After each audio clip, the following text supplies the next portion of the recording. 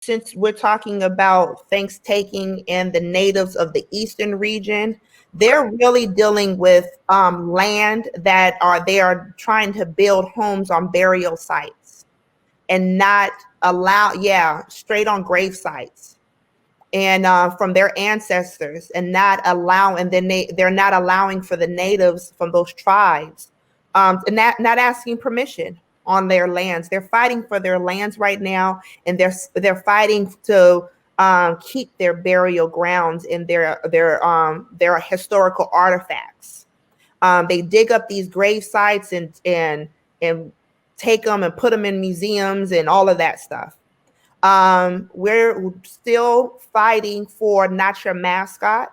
You and Baba Dick Gregory worked so hard on for years. My mother too, Russell Means, Dennis Banks, worked so hard for the Washington R-skins to take off the R-skins because we're not that, Right. And so they did that.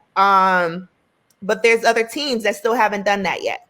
Yeah. So people act like they don't know that. Yeah. I mean, just to be clear, y'all, Braves, Yep. Indians, Yep. Seminoles, Yep. Hawks. Yep. I mean, not to mention the myriad of high schools and schools. Yes. All that's got to go. Yeah. So you could go to indigenouspeoplesmovement.com or notyourmascot.org to be involved in that Not Your Mascot campaign on a elementary level, schools, all the way to collegiate to professional teams, sport teams. Another thing is still these goddamn oil pipelines. Yeah. There's Line 6 in Minnesota. Shout out to Tara Hauska. That is, you interviewed her one time. She's fighting so hard in Minnesota on this Line 6 that's trying to go through her tribe.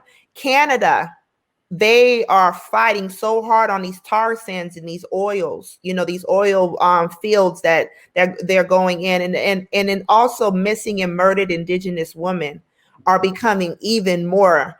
And but you know what? Indigenous Peoples Movement, we and other coalition organizations, we worked hard on getting that Indigenous vote. And I knew, and I said to my people, a part of the coalition, I said, we will be heard when they see us in black and white as Native Americans. And this election, they saw us in black and white, and they're like, oh, there was a sign that I saw of a white supremacist at a march that said, Blacks and Native Americans, we're coming after you. It said, Black woman and Native Americans, we coming after you. We are. So, and I looked, I said, wow, look at prophecy being fulfilled. What I mean by that is that once before, Blacks and Natives were together fighting this common enemy. We was also together fighting against, we cried together, we communed together, we made families together. We was on that trail of tears together, many wars together. And then we got this government separated us by putting Blacks in the hood and closer to the slave master and Natives on the reservations, and we separated. Now they're looking at these two great nations of people as a threat because we showed them in black and white that we're still here, Yeah. Curious, we just had the census too. Yep. How do First Nation people, Indigenous people interact with the census? And I'm imagining it's as fraught with issues as it is for, Black and brown people. We fought hard to make sure that everyone counted. That was another huge campaign.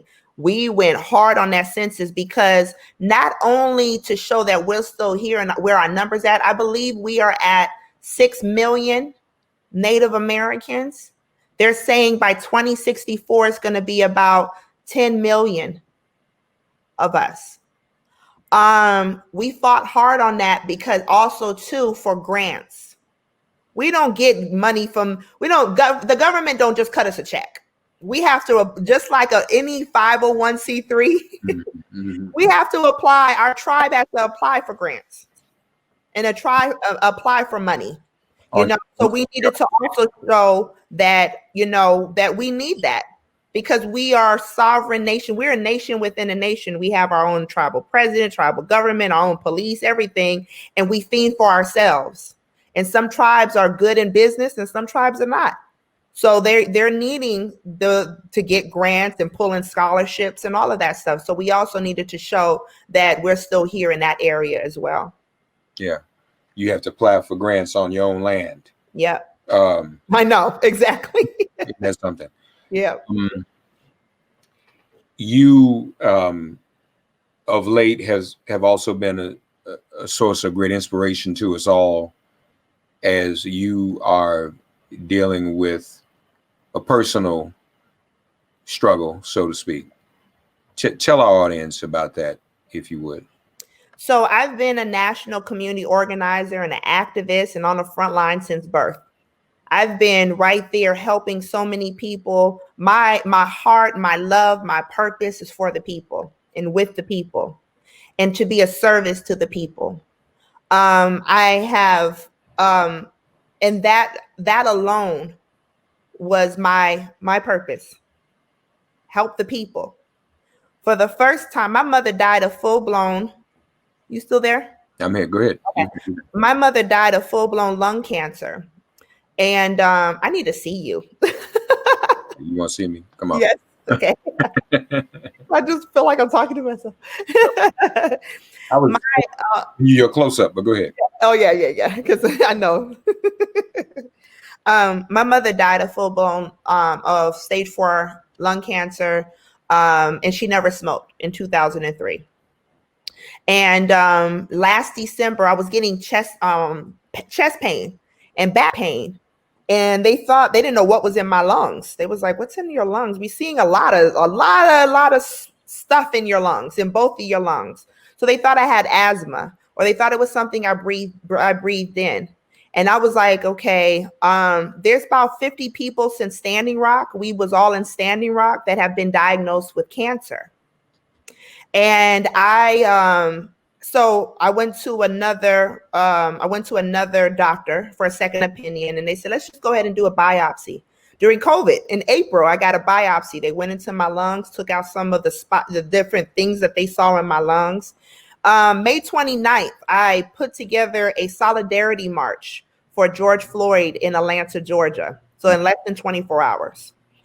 That morning, before I would go to CNN building, I was like, let me go down, and talk to my doctor. I'm gonna get my results, and I'm gonna head and go fight to show everyone that Atlanta's standing with George Floyd family, justice for George Floyd and Ahmaud Arbery. I talked to my doctor. My doctor said, you want the good news and the bad news? I said, just give it to me, doc. He said, you have angiocarcinoma. I broke down, Mark. I screamed because I knew what angiocarcinoma is, because that's exactly what my mother had, lung cancer. My life flashed right before my eyes. The first thing I thought about was my sons. I'm a single mother. I'm not married. It's just I take care of my sons, everything. And I'm like, who is my life? And then I begin to look at purpose. What is my purpose? How am I going to live the rest of my life?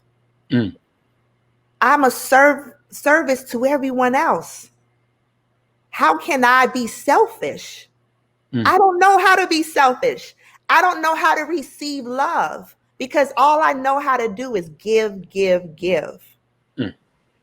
I was met and down at the CNN building, and it was 20,000 people waiting for us.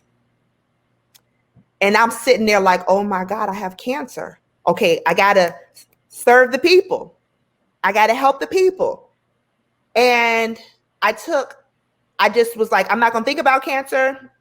I see my oncologist in about 3 weeks. I'm not gonna see I'm just gonna focus on the people. Focus on police brutality, get with Mayor Keisha Bottoms, make some changes, get our demands met. We did all of that. Mayor Keisha Bottoms did a executive order of the Obama policing act. And we made a lot of changes within those 2 to 3 weeks. I didn't want to think about the cancer. I text you. I text my close loved ones. You are one of those, Mark.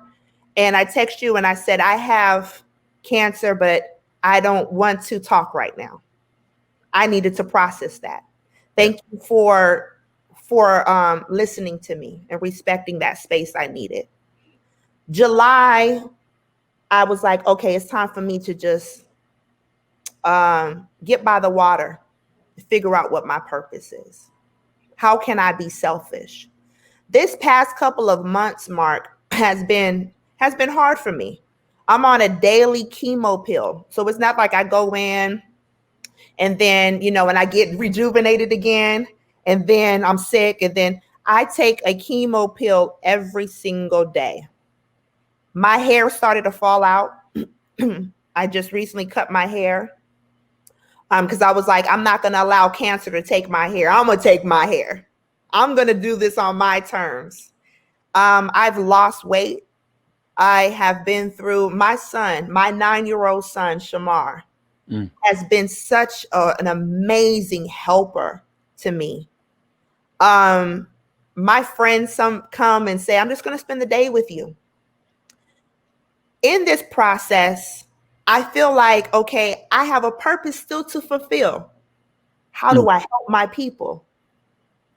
The Honorable Minister Louis Farrakhan, who is also my grandfather, I always go back to his speeches or his books or something, me back in alignment of purpose. We have a study guide of, it's the basis of community development is self-improvement. And I was like, okay, the basis of community development is self-improvement. Hashim Nzinga from the New Black Panther Party, he just recently passed away of cancer. I was very close to Hashim.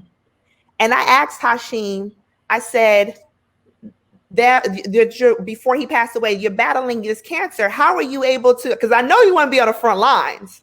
You've been on the front lines for as long as I've known you, and he's older than me. And he was all like, he said, sis, for the first time, I'm getting a bird's eye view of everything within the movement and where we're lacking and where we need work in and things like that. And he said this to me when I first found out I had cancer. In August, I was able to see a bird's eye view of what we as activists in the community, what we are missing. And that is self-improvement. So I created a space called Revolutionary Healing. Because I was like, we as community organizers, we always talk about mental health. Go get counseling. Right. Go do yoga. Go do meditation. Right. Go work out. Go eat good. Go buy a house. Learn about finance. But we don't create free platforms and spaces for our people to get these resources. Right. And to begin to heal for community development. We so triggered off of so many things, male and female relationships. We do not allow our men to speak as women. We suppress, don't cry. Even as men, as when they were little boys with their mothers. What, you want to talk? Man, go do your chores. Go upstairs. Can't talk. There's no communication. So now grown men are having a hard time to communicate. And then when we do communicate, we're like, us women can't take it. It's too strong. It's too strong. It's too truthful. So we're like, man, why you gotta say you're mean? We constantly suppress our men.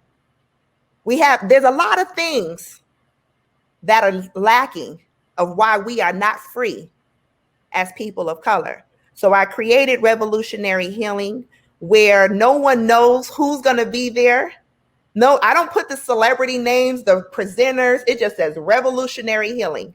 And I find a space outside because of COVID. And it's a limited amount of RSVP tickets to get, free tickets to get because of COVID. But I find a space outside in Georgia They don't know where they're going to come until they RSVP and they get their RSVP, and they don't know who the presenters are going to be or anything. And I do 5 healing sessions on each hour.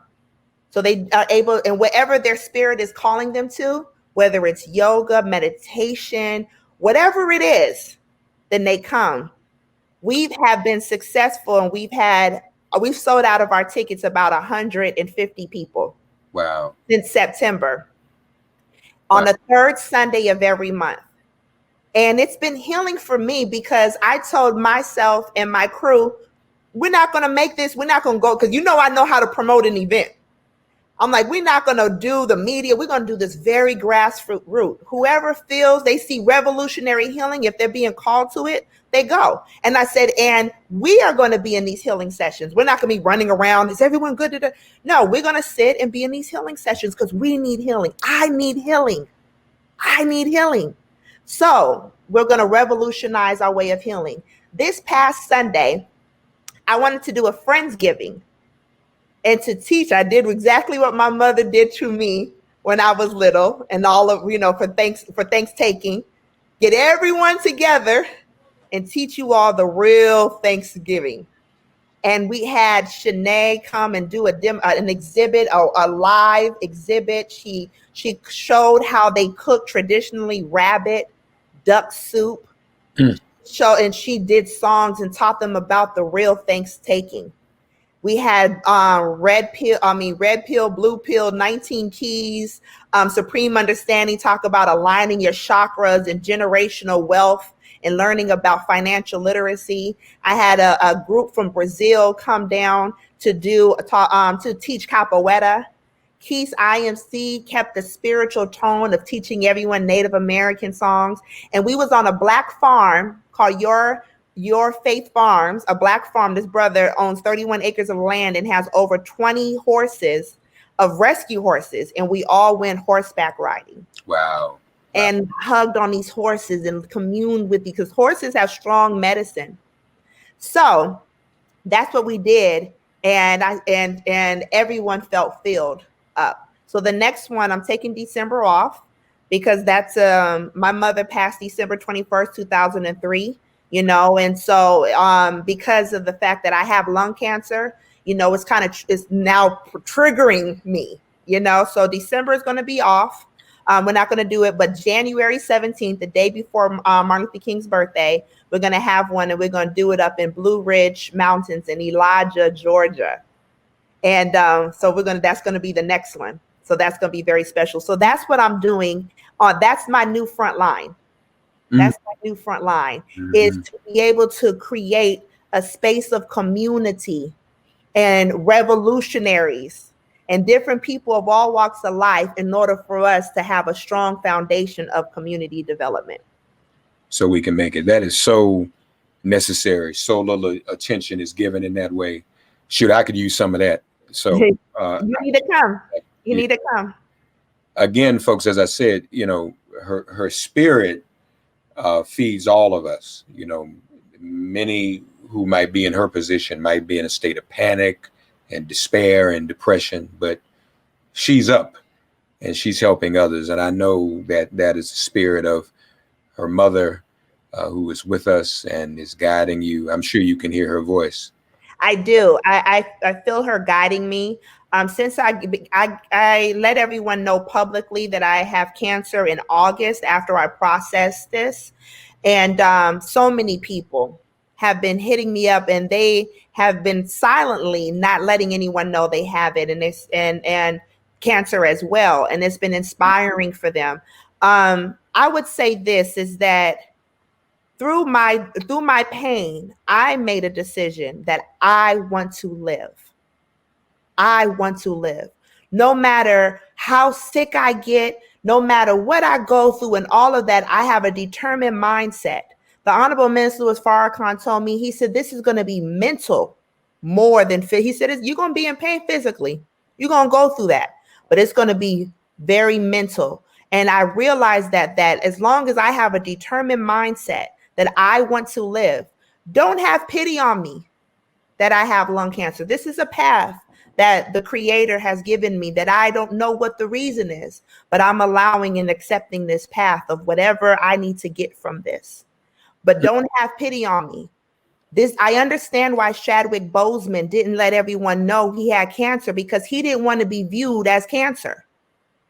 He didn't want to be viewed. He wouldn't have got the role of Black Panther if it was public or those that in his casting or whatever knew that he had cancer.